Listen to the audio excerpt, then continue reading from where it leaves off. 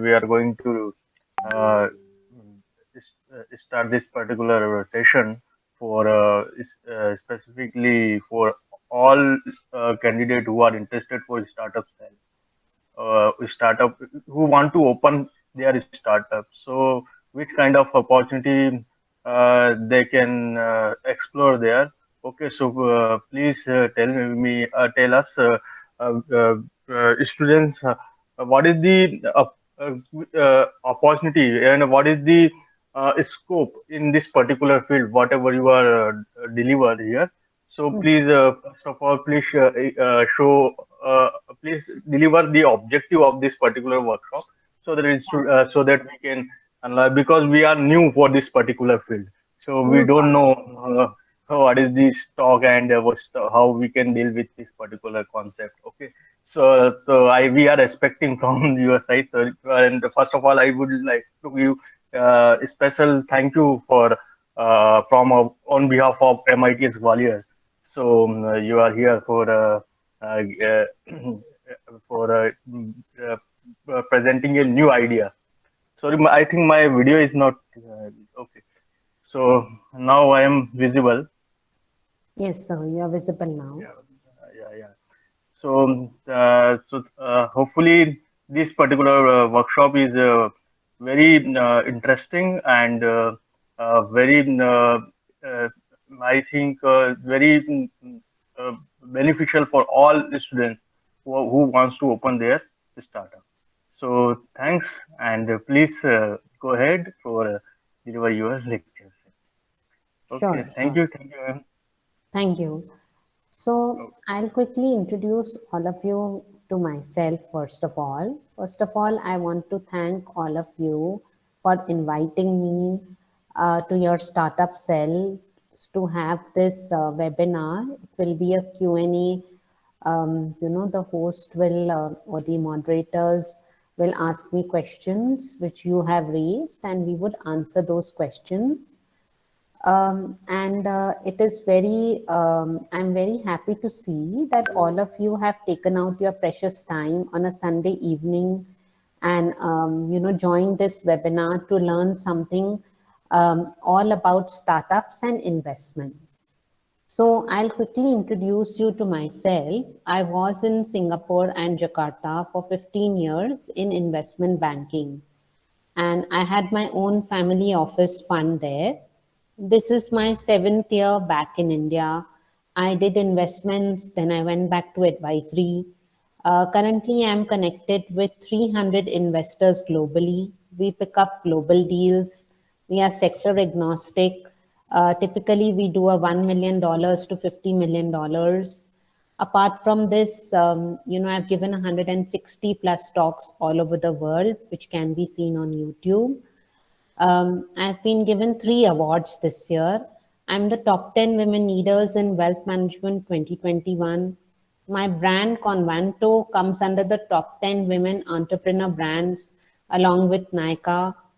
I've also been awarded as the Woman Entrepreneur of the Year. So this is all about myself. Now, coming to today's session, all about startups and investments. I'll request the host to start shooting questions so we can make it interactive. So Yes, anybody who wants to ask questions, please put it in the chat box so question box. Malvika or Sakshi or others, Dhwani would take it up.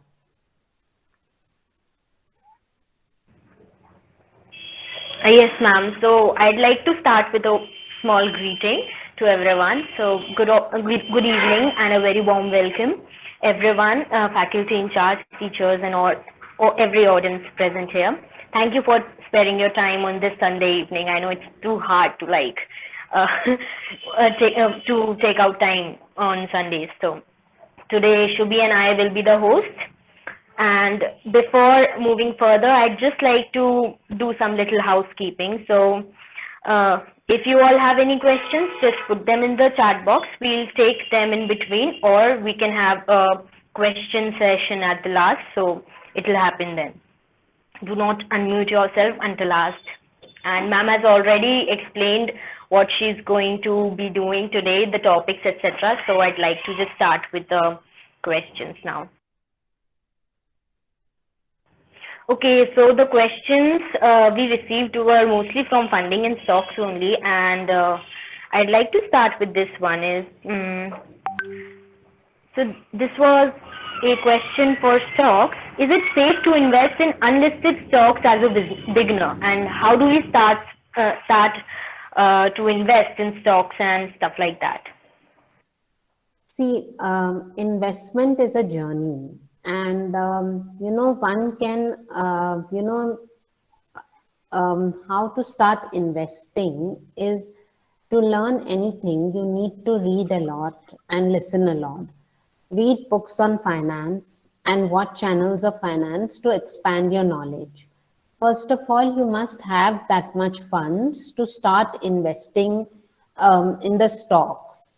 The best would be to do a course on whichever platform you like. There are lots of areas from where you can do these courses like Coursera, an academy, and also you can do it from NSC. Now, the thing is that when you start putting money into stocks, firstly, do you have that much funds to put money in the stock? Because if you don't have the money, then you are just burning your parents' money for that. So the first and foremost step is to do some jobs. Collect the money, have some savings, and then start investing. The first step is for you to do internship in a finance sector, in a fund or an investment bank.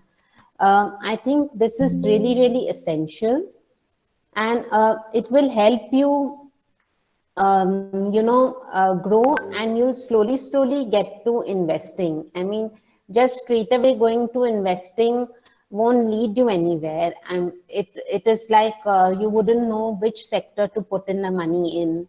You wouldn't know how to manage your money. You might burn your money by putting it into something which is not of value, or you're just burning your money in a startup that is not going to grow. And investing in unlisted stocks requires expertise and sound knowledge of stocks. Beginners often lack this knowledge and incur losses. But if you're firm about the future growth of the company, only then you can think of investing in unlisted stocks. And to do so, you need to earn and learn about the IPO investment. Now, pre-IPO, which is the initial public offering trading, means buying and selling the shares of a company before it gets listed on the stock exchanges. Since these shares are not traded in the public market, you do not have a marketplace like a stock exchange to buy it. And unlisted shares can be bought through intermediaries and platforms who specialize in sourcing and placement of unlisted shares and can facilitate the trade. Intermediaries and platforms buy shares from employees and employee stock options, which are called ESOPs, existing investors, and offer new investors who are keen to invest. So it's a whole kind of process. So if you want to actually get into investing, I'll just pull out a book. So just pull out a book from my bookshelf. This book, The Intelligent Investor. Please do read this book. This will help you to learn all about investments. Read a lot on Forbes articles that talk a lot about investments. Don't just burn money just because you have the money. You have to be wise. So in case you need to hire an investment banker, an advisor who can help you manage your money, then you should do that. So this is what I wanted to show you. So we can go to the next question. I hope I've answered the first question.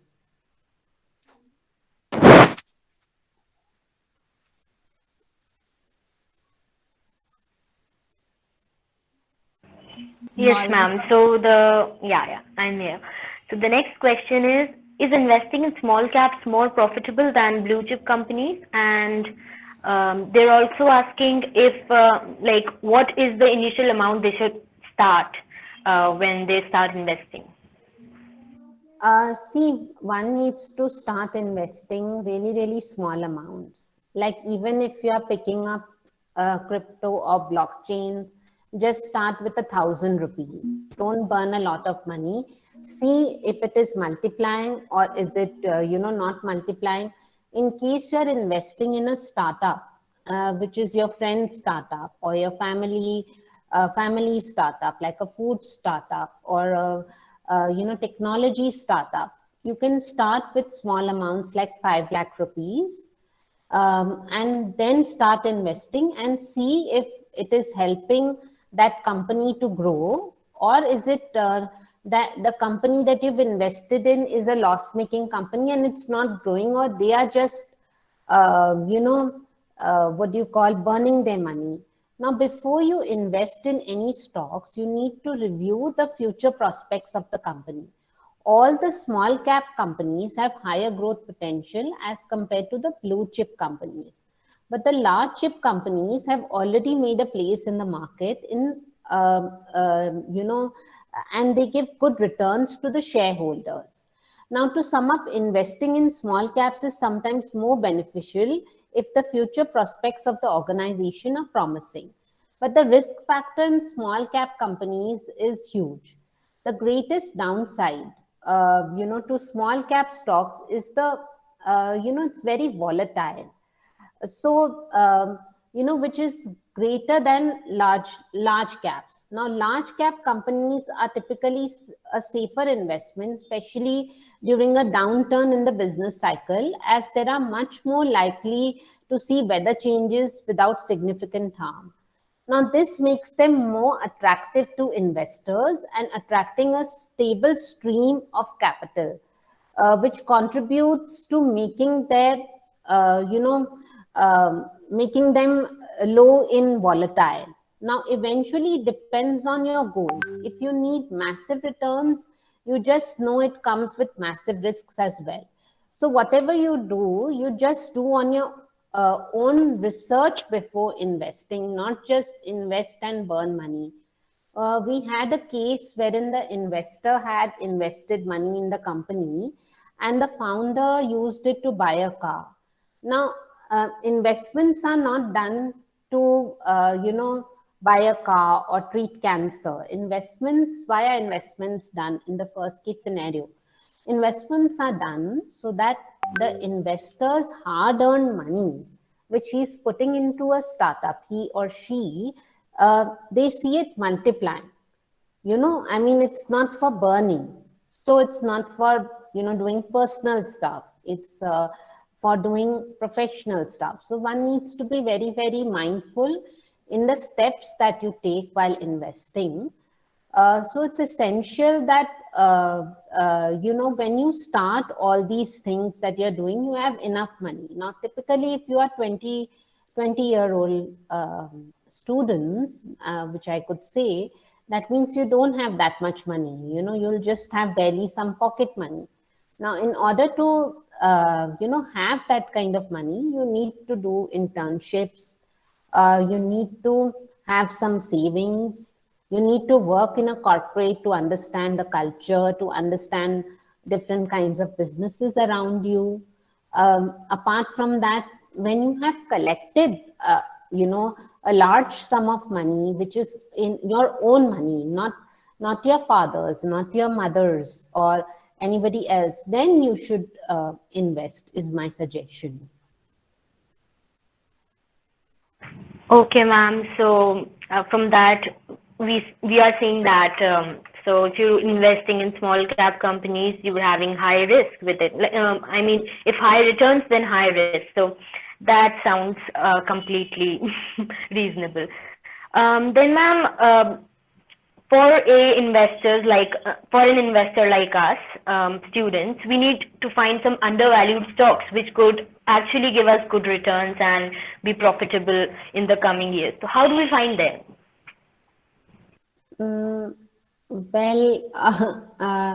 Undervalued stocks are stocks that are priced lower than the fair price. I hope you understand this much. Now, investors find these stocks using fundamental and technical analysis. Fundamental analysis involves calculating asset value by analyzing external influences like industry trends. Now, technical analysis includes evaluation of price movements with the help of historic data. Now, with these methods, traders evaluate the fair price of the undervalued stocks. You can always research more to get answers to your share market questions related to undervalued stocks. Now, companies like Ticker Tape provides you all the fundamental details you need to know before investing in a company. And some metrics that you can look in for are price to earning, PE ratio. A company's PE ratio is one of the biggest figures to use when determining whether or not a company is undervalued or overvalued. Then it comes price to earnings, which is PEG ratio. A large part of investing is understanding the growth potential of a company. This is where the PEG ratio comes in handy. And the PEG ratio is similar to the PE ratio, except it emphasizes a company's future growth potential versus its past performance. Now, you can find a company's PEG ratio by taking PE's ratio and dividing it by its earnings growth rate for a specific period. For example, let's say company's PE ratio is 20 and its EPS this year and last year was $3.50 and 2.75 respectively. First, you would find the earnings growth rate by dividing the current EPS by past EPS and then the subtracting one. Once you have this number, convert the number to a percentage. So, these are the methods that I'm just telling you. And next, you would need to divide the PE ratio by the earnings growth rate, the whole number and not the percentage. If you did the same with similar company in the same industry and not PEG ratio of, 1/3, you could conclude the company with a lower PEG is a better value because you're paying less for increased earnings growth. So these are some of the factors that you need to keep in mind. But first and foremost, to play in this market at the tender age that you are is not really recommended. Now people are also going into blockchain and cryptocurrencies, which is okay to play, over there in small areas, but not too much because essentially it's kind of a gamble.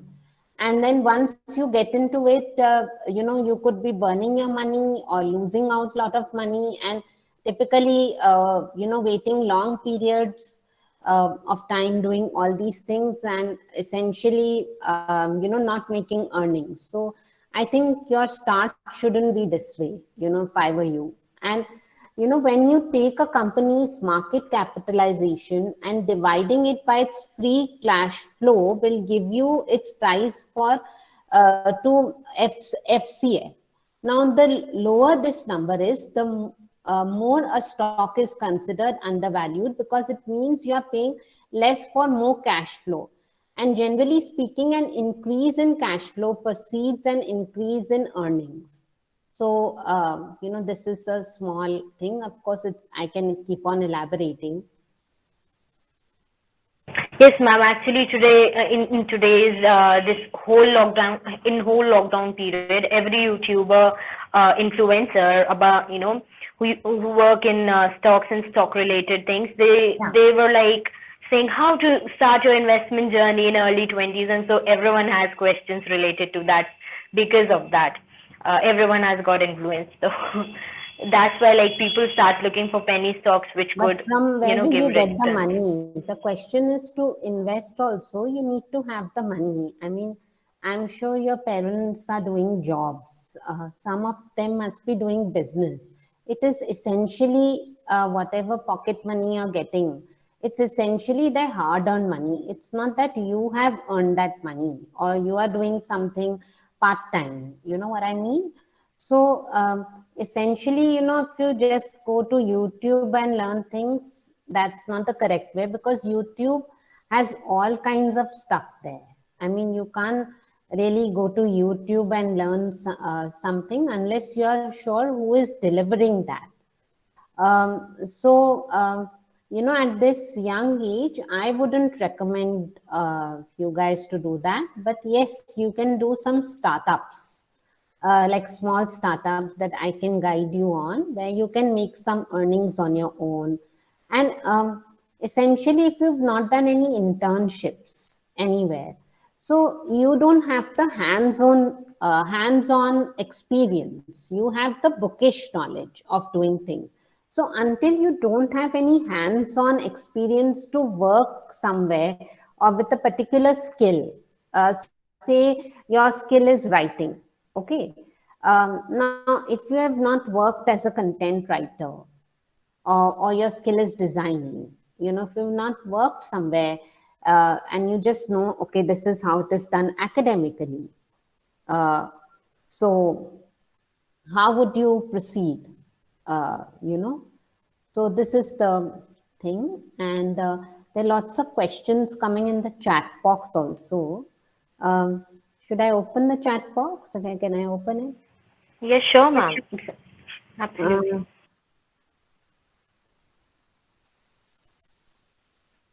Ma'am, please speak in Hindi for better understanding. So my Hindi is very poor, and the thing is, this is an English talk. So Sachin Singh Tomar, you have to bear with me, and I'm going to speak only in English. So sorry about that. Somebody has written, read The Intelligent Investor, Bro Siraj Khan. Yeah, I just showed that, the book's name. So I'm going to show you some books that can help you. These are my favorite books. Sorry. So this is one book, 0 to 1. Now this is 0 to 1. I think many of you would know about it. It's notes on startups or how to build your future. So I would recommend all of you to read this. Okay, this is my favorite book. Then From Start to Exit. From Startup to Exit. You see this book? This is by Shirish. You can pick this book. This has all, like, from start to exit, what you need to do. Then you can also pick this up, The Lean Startup. I think all of you must be knowing about this book. Many of you must have read it also. Then, I knew that you would ask me about books, so I was ready. And then Start with Why. Now, this book is very essential. It helps you in lots of business stuff, like it's also because in business, it doesn't matter what you do, it matters why you do it. So this book will help you. And then The Intelligent Investor. This is all about investing. You can read this. And then there's this book which will help your mind to be in center and the power of the subconscious mind. Because once you read this book, it will help you with everything, not only in business, in your relationships, in your health, in your work. It will keep your mind centered at all times. So these are the books. I'm going to keep them away now. Just keep them here. Okay. My shelf is showing empty now. Yeah. So. Okay. So going back to what we were talking essentially. Yeah. So for the people who invest, who have got that capital, for them, they have asked about, should I invest in stocks when the market is at high, or can I trade when it's closed or shut down? So ma'am, essentially the time they could really trade and get profits. So in this scenario, create a watch list. when the market is high and keep an eye on the stocks. Once you identify good stocks, average out the stocks. This will reduce the chances of buying stocks at a high price. And currently the market is really volatile and the majority of the large cap stocks are overpriced. But if you're thinking of for the long term, nothing of this matters. Just give it time and let compounding do its job for you. You know what I mean? Yes, ma'am, totally. I actually go with your point here. Lastly, I've got this question from stocks. How can I become a millionaire by investing in stocks? How can I be a profitable investor? So this is one of the common questions about the stock market, and the answer is yes. Having said that, becoming a millionaire by investing in stocks is not easy and requires a lot of diligence. If you wish to earn from the stock market, you have to put a lot of time and effort into researching companies. To conclude, the stock market is an amazing investment option, but not everyone is attracted to it, and mostly it is due to the fear of losing money. But with enough time and effort, many can use this as an opportunity to create wealth.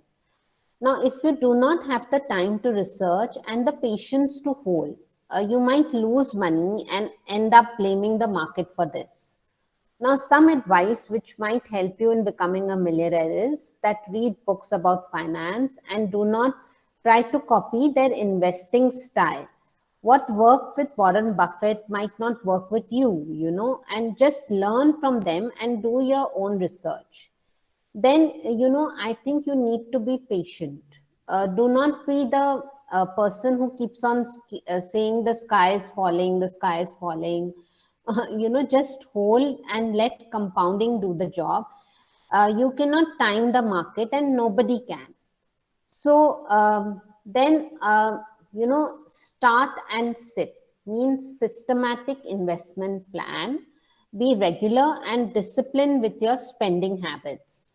Now, why do you think, investors are so particular about investing where they want to invest in? Because they want to do systematic investment planning and not just invest anywhere. You understand? So if you're going to become an investor and if you have the funds, which is good for you, but you need to have some system out there. Right, ma'am. I totally agree with you. So we'll just keep this talk wala whole thing aside and just take some questions from funding now. Yeah, that would be great. Yeah. So I have like some 4 to 5 questions for funding. Yeah, go ahead. They're asking how do we go for funding rounds and what happens if it fails and what's your chance to get more into this funding and get more fundings by people. So yeah. Okay. So the thing is, I will tell you, very important thing is that first and foremost, when you start to get into funding, whether do you have a startup? Is it a private limited? Are there 2 to 3 founders in it? These are the basic criteria. Have you got your pitch deck made by a professional? Have you got your business plan made by a professional? Have you done your financial modeling and valuations? Who is in your team? Is it a complementary team? Do you have a complementary team that complements each other? Do you have a complementary marketing team? Do you have a complementary technology team? Do you have a CFO on board? Do you have an advisor on board? Now, these are some essential tips that you need to know in order to get funded. What happens typically is post this. Now, the thing is, when you go to the market, you want to buy chocolates where you see it is attractively packaged in a nice manner, you would buy that. Similarly, when we as investment bankers We create pitch decks for you. And that means we package your company and make a story in such a manner that it attracts the investors. Because essentially we are selling your company to the investors. So what is the first and foremost document that you need to invest in? It's your pitch deck, your business plan, your financial model and valuation. Now, what happens is founders don't know how to manage their money. You need to have a CFO on board. It's very, very important. If it's a food startup, they are reaching out to a technology fund. Now, that is essentially is wrong because a food startup has to go to a food fund. You have not studied the website of the fund. You don't know the thesis. You don't have relationships with the fund. We as investment bankers, we have had relationships with these funds because we've stayed in the market for 20 years. We've built these relationships with them. So there are 2-3 factors wherein investors will invest money. One is your team, what is your background, what is the technology you are bringing on the table, and what is the kind of revenue that your company is making. And also, what is your relationship with the fund? Why would he invest, if he doesn't know you? I mean, you could be doing something wrong. You know what I mean? So all these things are there. So there are processes to it. Now, what happens is, first process is, say the investor gives you a term sheet. Then happens your due diligence of the company. Then the funds hit your account. Now, essentially, if you fail in the due diligence, we had a founder, we got him 3 term sheets from a Singapore fund, from an Indian fund, and from a Dubai fund. Essentially, when he got the term sheet, the DD process started, and there was a problem with his DD, which we pointed out, and he refused to fix it. As a matter of fact, the funds guy pulled out their term sheet, so he did not get funded. After doing all this exercise of, making the pitch deck, taking his deal to investors, getting him the term sheet from 3 different investors, he didn't want to fix his due diligence problem. So these are the problems that one faces during investment. So one needs to be mindful. Hence, it is essential that if you're an entrepreneur, you need to be patient. You have to have the consistency. You need to have lot of knowledge as to what you're doing, not just hit anywhere in the dark. In the dark. So that's the thing. Yes, ma'am. So, what is the correct way to increase the rate of getting funded? And should you sit now after getting a success in funding, or you should do something? And for example, if your funding fails somewhere, then what should a person do at that point? See, one cannot just sit back once they get funded. Then your actually journey starts. Whatever you needed the funds for, if you needed to do marketing, if you needed to develop technology, if you needed for working capital, if you needed to expand yourself, essentially you have got the funds. So your journey is to now expand your company, multiply that money, and show the investors that you have the drive and you can multiply the money, so that they can in future also invest, because essentially the investor makes money when the exit happens. And a funding round would fail typically. I gave that example to you, that using the money to buy a car, or treating cancer, or the DD failing, these factors are there, or at some point having losses, burning the money, just using it for something which is not useful. People like to burn money a lot in marketing. Now, there is a certain amount that you need to devote to marketing, a certain to technology. So this is why a funding round would drastically fail. Okay, ma'am. So that, I think, clears up many of the questions of what we had. Now, when we were talking about stocks, we had these many questions. I'd like to point them up. One came to me personally, and it was like, being from a non-finance background, how do we get a chance to be a part of a finance-related internship?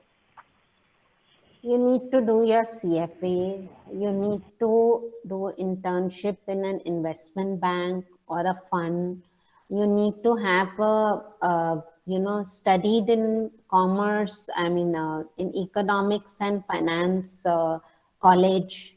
And CFA is very essential part as well, because it helps you get into financial analysis, etc. And then for CA also it is required if you want to go into CA. So, or if you want to get into financial modeling. So you cannot just get into it if you've not studied it. MBA is very important to do your MBA. These things are important. They help you in your journey. So you have to do this.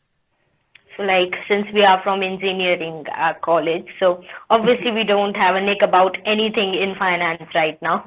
And so yes, that as you said, we'll have to do some MBA or related to that courses to get into it. If you're doing engineering, then it's very funny that you want to go into finance. So, it's like, then why did you study,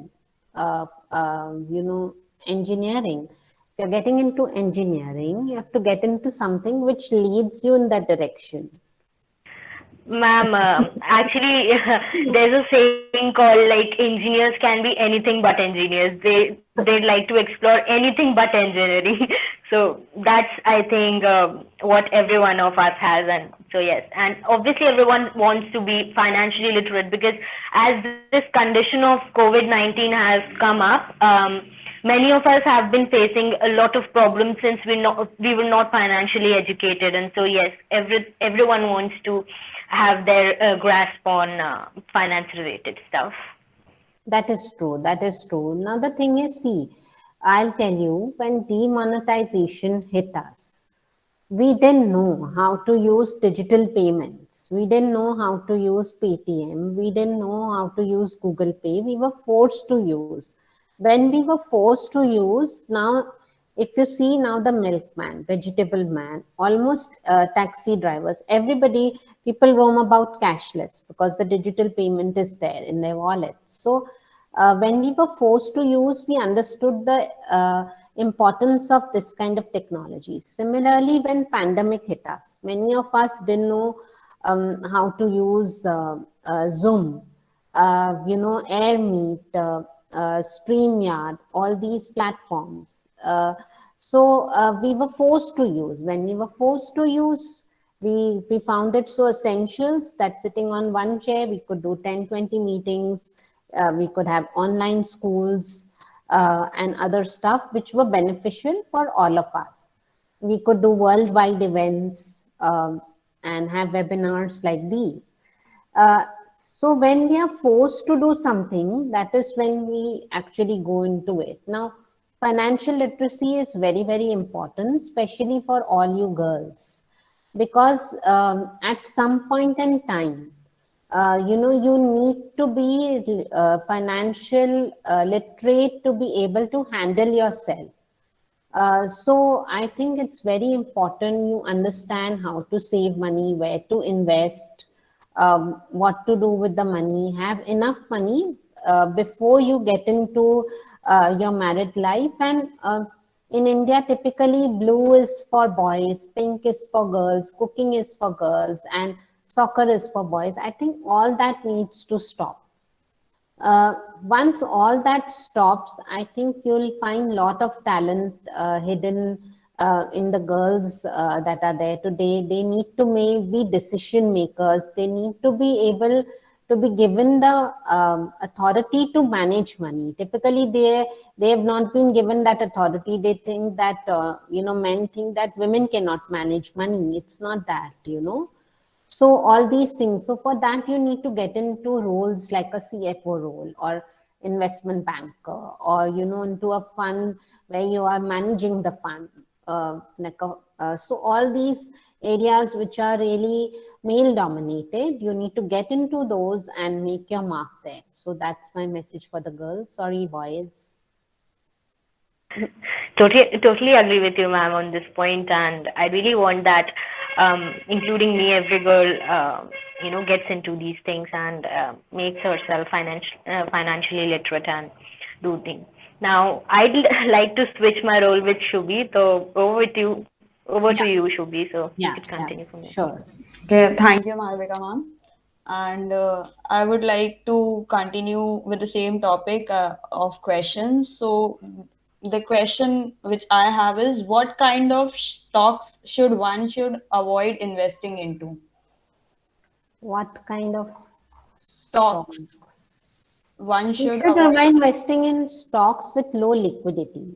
There are a number of small cap stocks where the prices may be continuously falling, but the investors are not able to sell the stock just because there are no buyers. Avoid investing in companies with low liquidity. Okay, okay. And the next question is, as there are thousands of publicly listed companies in the Indian stock market, how to find a good company to invest in? An easy approach would be to use a stock screener. By using a stocks screeners, you can apply a few filters like PE ratio, debt to equity ratio, market cap, etc., and specific to the industry which you are investing, and get a list of limited stocks based on the criteria applied. Okay. So, ma'am, also we would like to know that what, according to you, could be the possible tips and tricks to be a successful entrepreneur? See, I'll tell you very essential thing to be a successful entrepreneur is to have lot of patience, perseverance, and consistency. You should not jump into one thing, and then jump into another thing. So it's very, very important that you have all these qualities, including being humble. Now, being humble doesn't mean that being submissive. Being humble means that when you see things are not working, you are ready to pivot. So an entrepreneur needs to be courageous and be able to evaluate and take risks, which is essential part of being an entrepreneur. Innovation, it should be high, whatever you are building should be highly innovative to generate new ideas to, when you're starting a company, and what are the profits. Now, essentially, uh, what problem are you solving? If you're not solving any problem, then how are you becoming an entrepreneur? Like, I'm an investment banker, but I don't pick up liquor as a sector because I don't see liquor solving any problem. If it is any device that helps check whether, what's your temperature, how we had during the COVID times. If it's a fintech, if it's a health tech where, we are creating new technologies, replacing chemotherapy. So I would want to get into such kind of things. So what is a problem that you are solving essentially? And you need to understand. So I'll just tell you, there was one question which you guys had asked me, what is it that some steps when you create a startup? Firstly, what is it the problem that you are solving? What is the solution? Is it validated or not? Have you validated with the customers? So have you done some research on it? Who is your dream team? Have you done your prototype and validation? Have you done your marketing plan? And what is your revenue model? And then comes funding. So I think these are some of the important things you need to keep in mind. Okay, ma'am. And what are the pitfalls related to this that one should avoid in the startup journey or in the journey of the entrepreneur? See, essentially, not burn the money. One is important. Uh, Also, what founders do is they box themselves by giving a higher valuation to the investor or giving it too early because they get too overconfident. So, I think one should wait for the investor to give some figures and then try to evaluate and bridge the gap. Now, few days back, we were doing a company which makes something similar to Harpic and Dettol hand wash and detergents. Now, when we did their paperwork, we told them realistic numbers that their valuation is 17 crore. Their CAs had done 100 crore valuation just to keep the founders happy and maybe because they wanted to make some earnings out of it. Now, we kept on telling this to the founder, but he did not listen. Now, essentially, if you do this with the funds, naturally you're going to fail because you're not listening to somebody who is telling you that, look, your valuation is only 17 crores. So these are some of the examples that I can share, of course, without naming the companies. That we box ourselves in by giving a higher valuation to the investors. Apart from that, we burn the money. We don't know, if you don't know how to manage the money, hire a CFO, hire somebody who can manage the money, hire professionals to make your decks, get it vetted by somebody, have a mentor on board, so make sure you're follow, the business plan also that you're making is made by professional and you've vetted it by somebody, a mentor. So all these things are essential. It's a journey essentially. Okay, ma'am.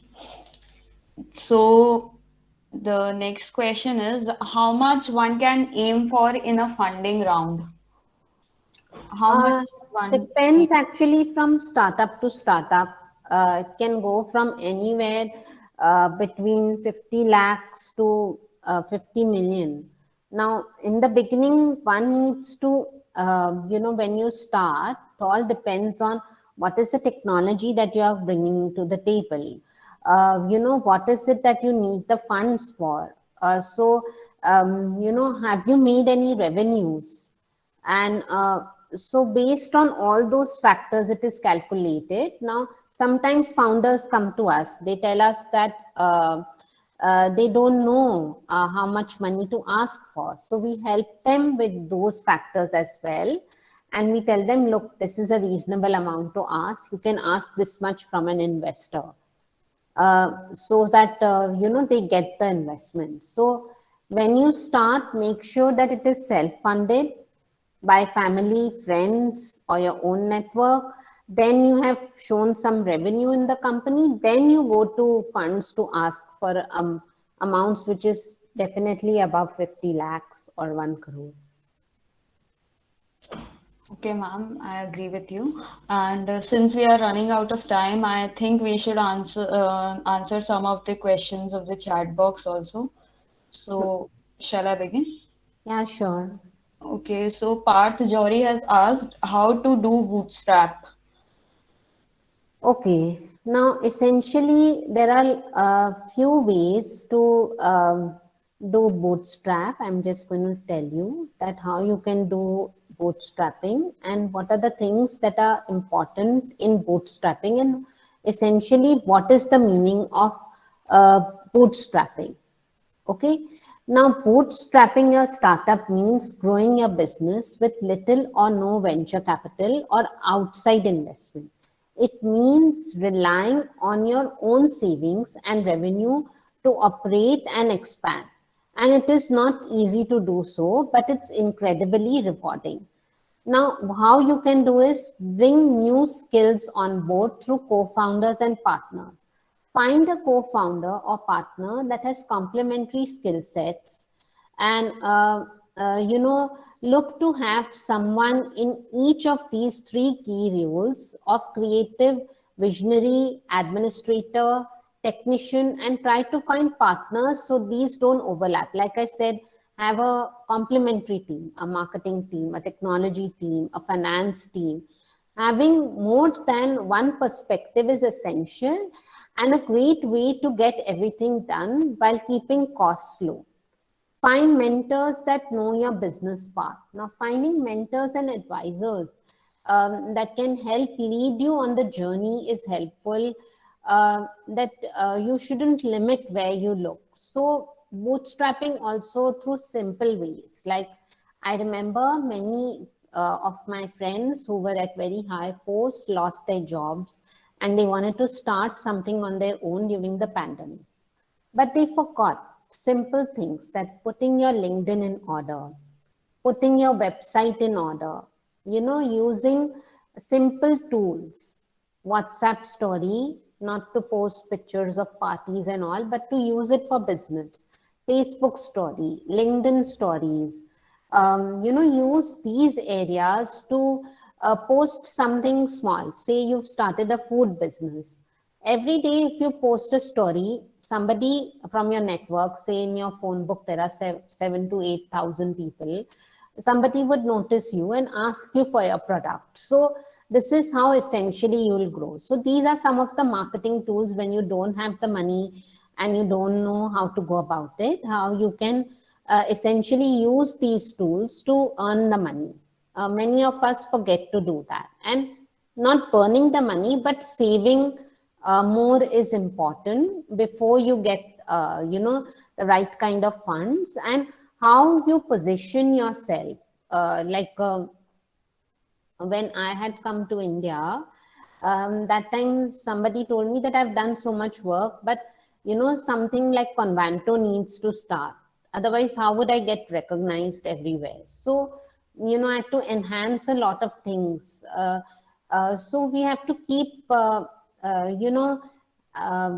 building our network, because essentially our human capital is our real capital. Now, how would you get the business? From your alumni, from your relationships, from your own network. So that is your human capital. It is more essential than having the financial capital. So these are the ways where you can bootstrap. You need to be a relationship person. So I think that's really, really important. Yes, ma'am. In the world of social networking sites, it becomes quite easy to expand networks. Yeah, like Instagram, I've just learned how to use. I'm Yeah. still learning, but it's difficult because it's too youngsters ka thing. But I've become progressive.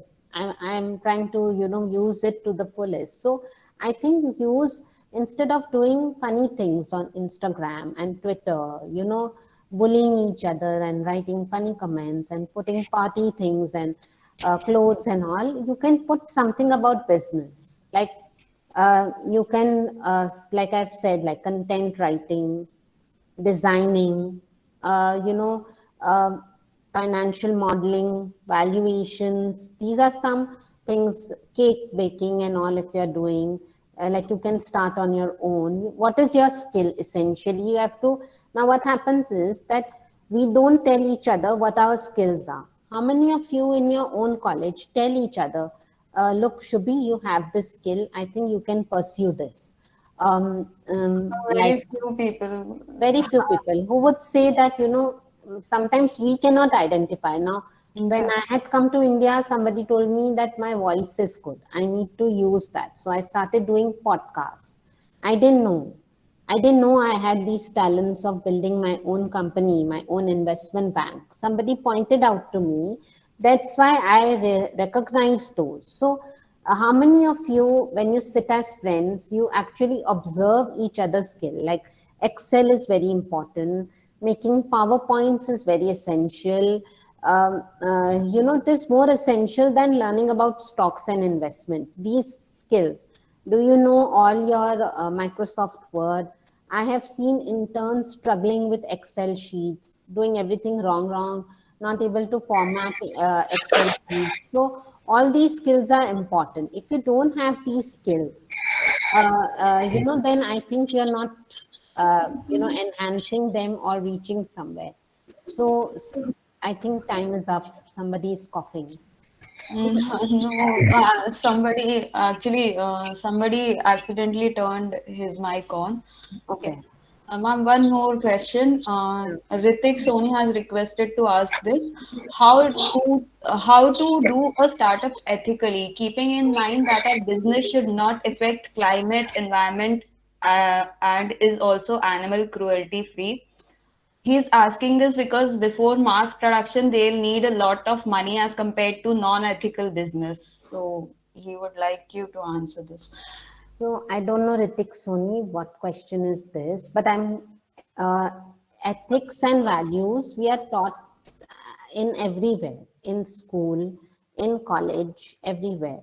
I did say that, we need to read the book Power of the Subconscious Mind, because it helps you to do things consciously. Naturally, if you're doing something consciously, you will not let anything affect the business, whether it's the climate or the environment, or animals, cruelty, etc. I don't know what kind of business you are looking into, but the thing is that, if you need a lot of money, well, you need to do a job, save up some money, work a little bit harder, and then start investing, and then start building your own startup side by side. So some people, I know some 20-year-olds, they are doing a lot of good work, because they have started making pitch decks, financial models, business plans. This is the one business that you can pick as well: designing, content writing, web designing. I'll tell you about my daughter. She was in 10th grade when the pandemic had hit us. She started working for a cake company with zero revenue. She did their Facebook page, Insta page. She did their website. She did, their LinkedIn, and their revenue became 3 times more. If you look at my website, it is actually done by my daughter. Now she's in grade 12.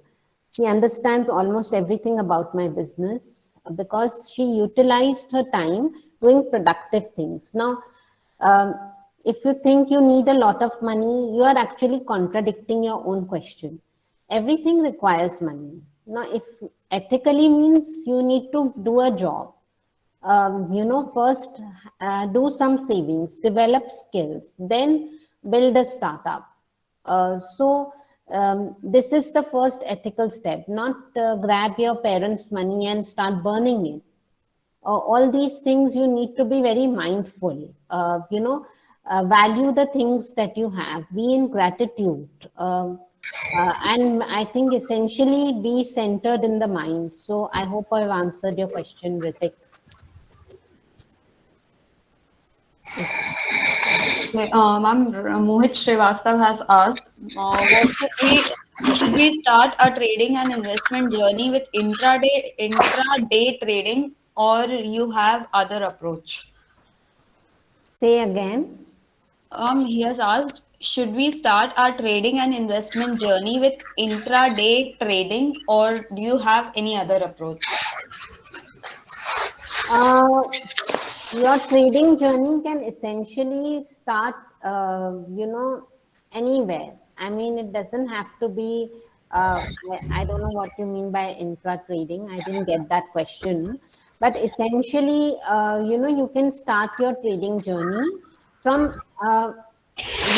anywhere. I mean, you need to do your research properly, like I said before you start, investing into anything, including stocks or the trading market. And, you need to, the some important points are: do not try to time the market, and set your goals and expectations, and invest for a long term, and buy a portfolio of stocks. I think these are some of the points that I might have skipped to inform you. But I think, you need to establish a plan and understand, risk, be tax efficient from start, and diversify. So I think all these are essential things.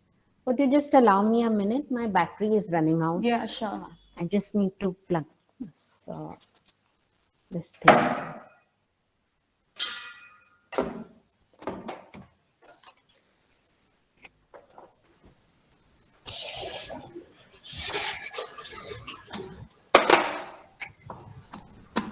Okay. We are also, ma'am, we all are running of time, so Yeah. I think we should wind up with this webinar for today. It was great taking knowledge from you, and silent gratitude isn't very much used to anyone. Having said this, I would like to express heartfelt gratitude towards Ma'am Vandana Tolani for enlightening us so patiently. Also, I would like to thank our faculty coordinator, Dr. Sanjeev Sharma sir, with whose cooperation we were Welcome. able to organize this webinar. Also, thank you so much to our patient audience. Thanks for being wonderful spectators. Without your support, this event wouldn't have been this much successful. Also, there is a request to the audience on behalf of the team of Startup Cell that kindly fill the feedback form that we'll be sending in the official group of this event shortly, so that it will help us in organizing more such events in the future. Thank you so much, everyone, for your cooperation and support, and hope to see you all in our next event. Thank you.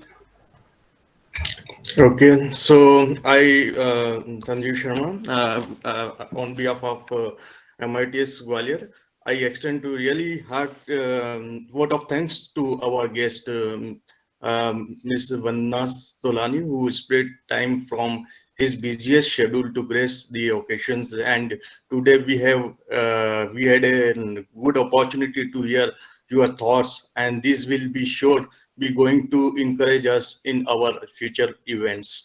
So your thoughts and enlightens our minds and have shown us a new path. So I also wish to express my gratitude to Madam for providing encouragement for opening startups to these students. Thank you, ma'am. Thank you, Dr. Sanjeev Sharma, for your kind words and inviting me here. And I hope you gained a lot today. And anybody could feel free to connect me on LinkedIn or through my website, www.convanto.com. And please stay connected. And thank you for having me here. Have a very, very happy Sunday. And madam, we are looking for any kind of a collaboration with you. Is it if it is possible? So please, we need your support for creating a startup ecosystem for our students. Sure. Just Okay, write into me. I will see what best I can do and how we can take things forward. Okay. Thank you. Thanks a lot, ma'am. Okay. Yeah. Encourage your girls to do more. Yeah. Okay. Also, I would like to mention the name of Anmol Soni sir, the head of Startup Cell, student coordinator, head of Startup Cell, who has helped us in organizing this event. I would like to thank him also. Okay. Thank you, Anmolji. Thank you, Shobhi. Thank you, ma'am. Thank you for being here. And also, I would like to show my gratitude towards the team also, because the team has done a lot. All Yes, the team I can see that. Startup Cell from ITS was working for a very long time. I mean, for last 3-4 days or more than that, I think. So you guys Yes. literally have done great job. So kudos to you guys. And also, again, thanks to you, ma'am, for being here, for giving a lots of learning information to all of us, to all the students of MITS college. Thank you. Thanks a lot. Thank you. Thank you, ma'am. Bye. Thank you, ma'am. Thank you, ma'am. Bye. Bye. Thank you. Thank you, ma'am. Thanks to all. Thank you, ma'am. Very good. It's very good session. Okay. Thank you.